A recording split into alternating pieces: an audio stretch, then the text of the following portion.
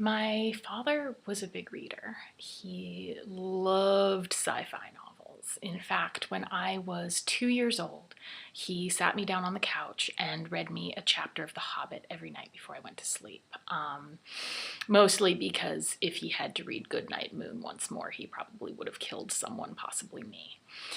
But anyway, when he passed away, he had this enormous library of old, destroyed, bent back, folded up sci-fi novels that we had to get rid of. So my mom graciously offered to, start selling them for us, selling them on eBay, giving them away to Goodwill, selling them to used bookstores, just, whoever would take them. And so when we were about halfway done getting rid of all of his books, one of the used bookstores called my mom and said, I just wanted to let you know that we found $500 in one of the books that you just sold us. So, my mom went down and thanked him profusely because how honest and lovely is that? And we started checking the books after that. And sure enough, we started finding $100 bills in them. And so then we realized, well, how much money didn't we find? How many $100 bills went out into the world in these books of his? And I kind of love that. That became my favorite part of dealing with all of my father's things.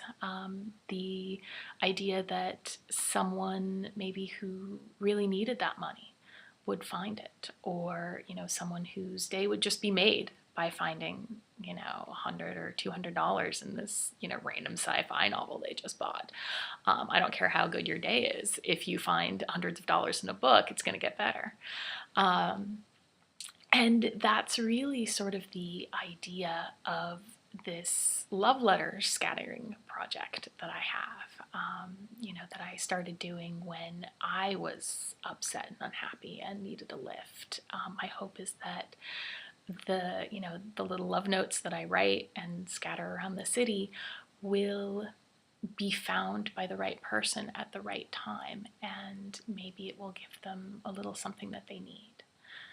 And so I've started. I did one set at Land's End in San Francisco this weekend, and I'm going to go out today and put some around Yerba Buena Center downtown. And I'm just taking pictures, and we'll see what I turn it into. But it's just a delightful thing because the world needs more love letters.